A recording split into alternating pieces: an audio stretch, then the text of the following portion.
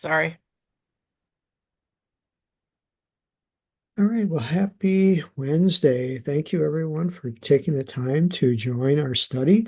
Again, we're just so honored that you would take the time and find the value, and I'm truly want it to be meaningful in not just a scholarly way, but also in a spiritual way, that we can just see the richness ultimately of God's Word and how there's no limit to the depth of study. Just when I think I've, learned to a certain level, it seems like another level opens up. And I find that to be true here in Daniel, written in the Aramaic language, which has been something I've wanted to um, move into in my studies. And so I'm just appreciative I get to do that. And I have a lot to learn. So I'm not sharing a whole lot of the Aramaic right now.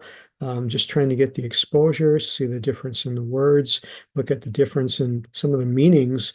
And we're going to see a little bit of that today. So, finish up chapter 2. We're starting at verse 46. And I thought I would read the English of it first and then come back and dig into some of the meanings. So then King Nebuchadnezzar fell on his face, and look at this, he worshiped Daniel. So hold that in your thoughts because that is one that we're going to come back to. And he commanded that they should offer an offering and sweet odors unto him. Part two of looking at this and what was going on. Then, verse 47, and the king spoke unto Daniel and said, of a truth it is that your God is the God of gods and the Lord of kings and a revealer of secrets, seeing that thou hast been able to reveal this secret. Verse 48, then the king made Daniel great. Another thing we got to look at, and gave him many gifts, part of that unpacking here, and made him to rule over the whole province of Babylon and to be the chief prefect over all the wise men of Babylon, the ones who didn't get killed. And then finally, closing out the chapter, verse 49, that Daniel, one of the first things he did was requested of the king, and he appointed, doesn't say who appointed, but I think Daniel asked permission to appoint Shadrach, Meshach, and Abednego over the affairs of the province of Babylon. But Daniel was in the gate of the king. Many interesting things here to unpack. So let's see what the commentators have to, Jewish commentators, sages have to say here. Um, wow, not a lot. Daniel and his companions are rewarded. I would think he would have thought more of this. Okay, verse 46, fell on his face. They compare this bowing of a heathen king to a Jew, brings up a story of Alexander the Great and Simon the high priest that's recorded in Josephus.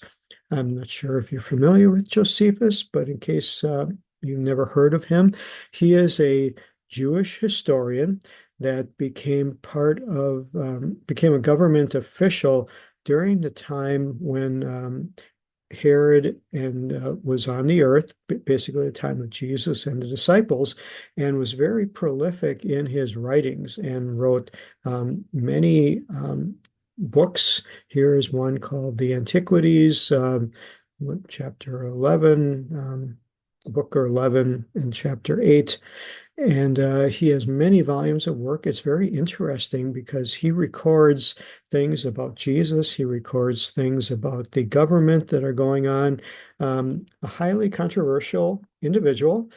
He is Jewish, but yet he is in the government. And so it's been said that his writings are somewhat biased to make the government look good, and just that they're not quite authentic as some historians might think. But again, we have what we have. We have incredible writings and from this Josephus. And so if you ever see one of his books translated into English, it's kind of heavy reading, but he wrote on many different topics, giving us an indication or idea of what the time frame was like back during that time.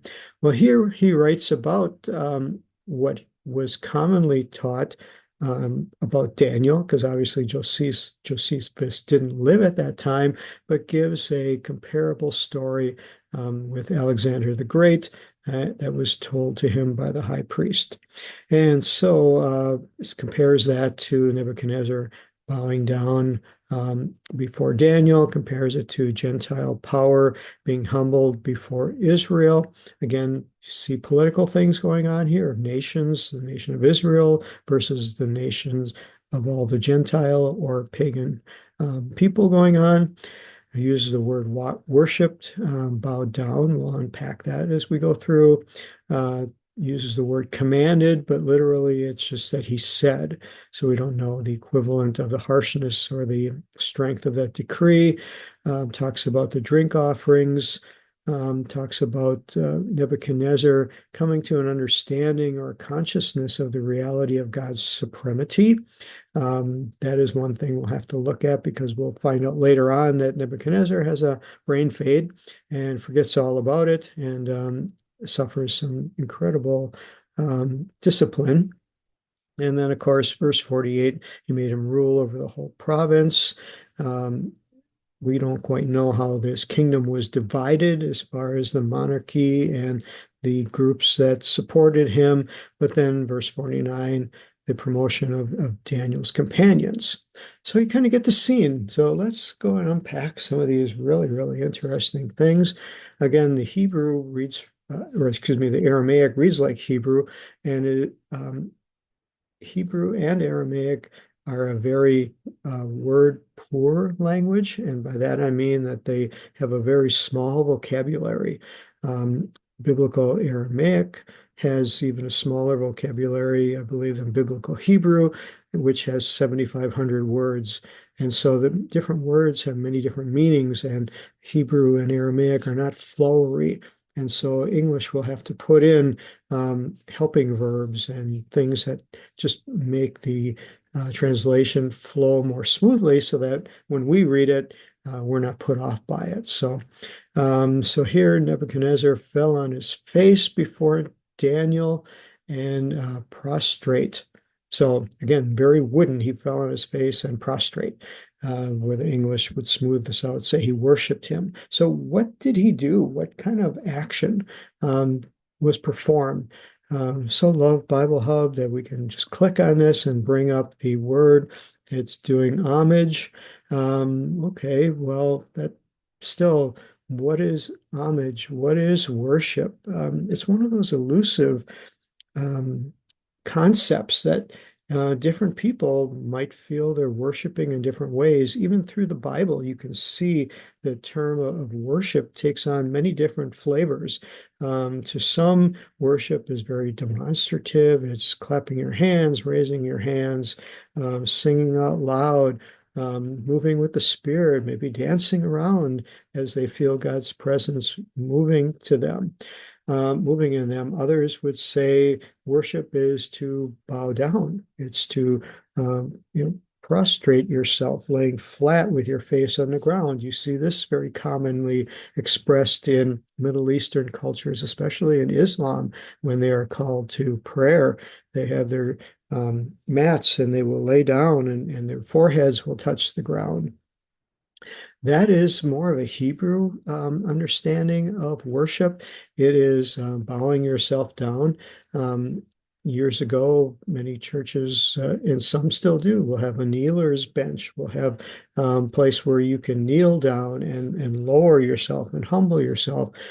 Some of the more modern contemporary churches, people stand for the majority of the time, and you don't see as much kneeling. You don't see as much laying down flat on your face before God as an expression of worship. So I'm just saying that as to open our understanding and see, okay, when you're praying, when I'm praying in the morning, how do we feel led to uh, posture ourselves?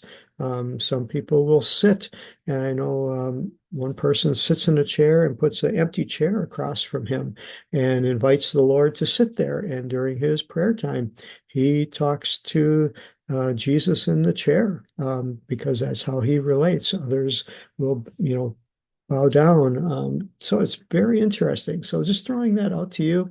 So let's see what Sagad tells us here. Here, this leads back to the primitive root of prostrating oneself, laying down, falling down in worship. So we can picture this. We see the king completely flat on his face. It talks about his face on Pohi before Daniel. And so what's going on here? This is King Nebuchadnezzar, king of Babylon, bowing down on his face, humbling himself before Daniel, offering incense and offering, and commanded that they should present that to them. Inside, I just go, time out. What's going on here? Why isn't Daniel saying, hey, king, stop it? You know, I'm not the one you should be worshiping. I'm not the one you should be giving glory and honor to. You should be giving it to God. I think of a story in the New Testament, in the book of Acts, where I believe it's Paul and Silas are coming into the city, and God works a miracle through them. And the people in the city start doing obeisance to them. Of course, there's a language barrier, and Paul and Silas don't know exactly what's going on. And then all of a sudden, you know, they start finding out that these people are going to do offerings onto Paul and Silas, and they go out and go, hey, wait a minute, stop the show. You shouldn't be doing this to me or to us. Why isn't Daniel doing this?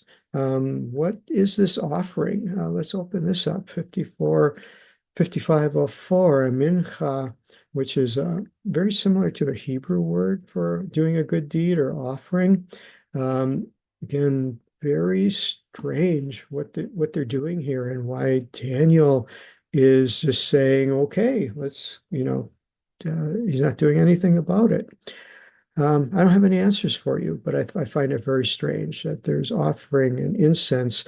Now, I guess in Daniel's defense, what I see here, if I read this literally, it says that the king fell down on his face before Daniel. Then he commanded or said that they should present him. It doesn't say this actually happened, that the offerings and the incense were actually followed through with. So in kindness to Daniel and give him a little of a break here, I'm going to say that maybe this was only starting to happen and didn't completely happen, because we don't have that indication that it came through. Because in verse 47, we see things kind of straightening out and righting the ship, if you will, that the king, Anamaka, answered La Daniel Ve'amar, and he says, if truly your God is the God of gods and the Lord of kings. So maybe somewhere in here, no, it wasn't written down, Nebuchadnezzar got the gist of what was really going on.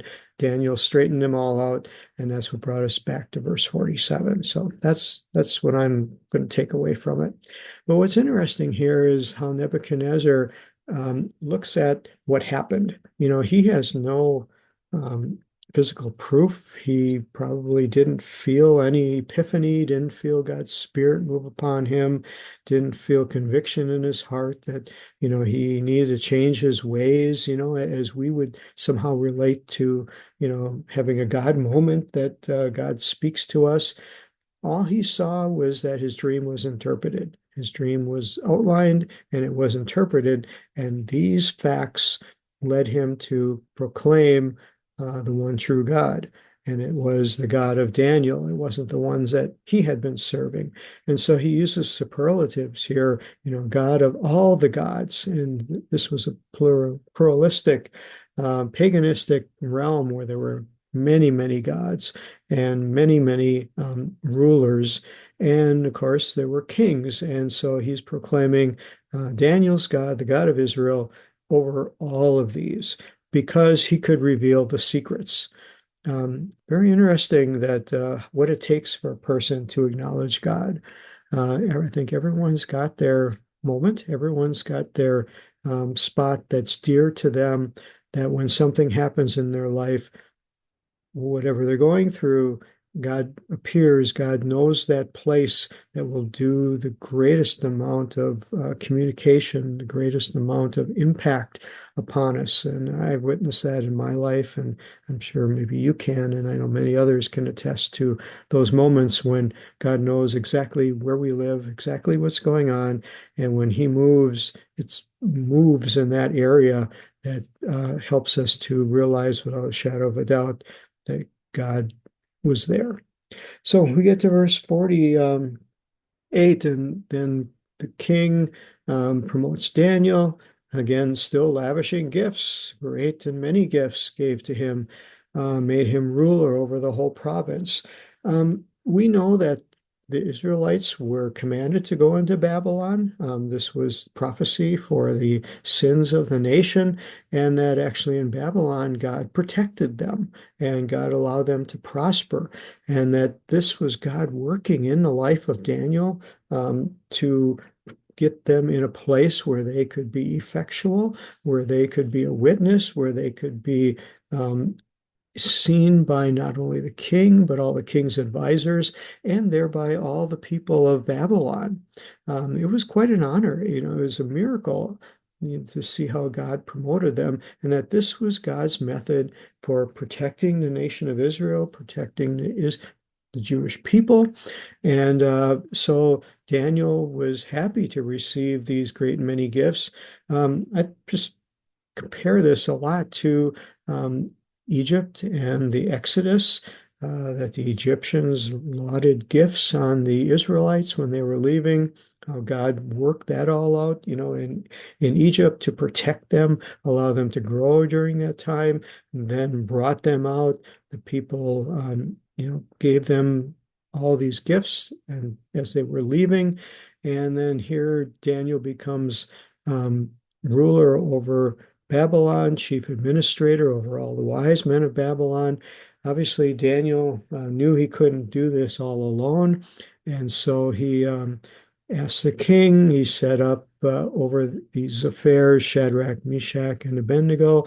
This sets up the stage for when we get to chapter 3 next week. So again, all of this builds together.